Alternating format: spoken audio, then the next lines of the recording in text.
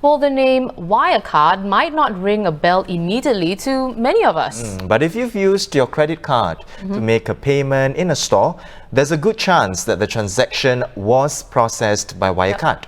Well, Wirecard has pulled the plug on its services here after the Monetary Authority of Singapore directed the German firm to stop operations and to return all customers' funds. From about lunchtime yesterday, credit card transactions were being rejected at merchants who use Wirecard, forcing them to rush for alternative payment methods like Nets and PayNow.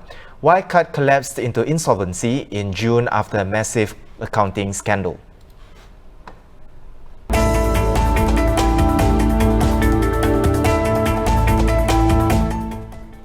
So are there any spillover effects from this scandal to the consumer? Well, journalist Suen Tan joins us now to discuss this. Suen, how does the latest development affect both ends, the customer and businesses or merchants?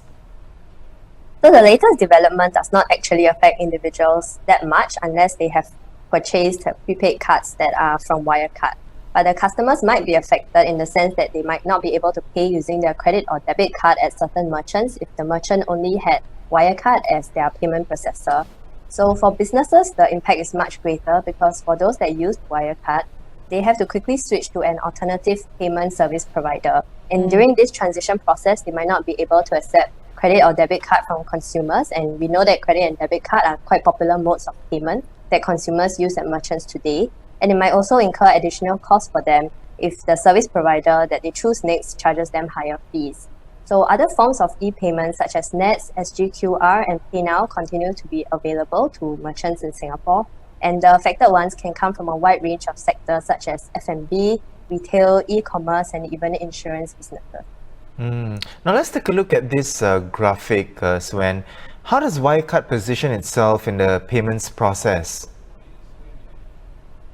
Right, so Wirecard actually acts as a payment processor, which is also known in the business as a merchant acquirer. So this means that when someone pays for the goods using his credit card at a merchant, the transaction is transmitted through the acquirer, which is the role that Wirecard plays. It then sends the transaction authorization request to the card scheme under Visa or MasterCard, for instance, and then that sends it on to the card issuer, which is the customer's bank.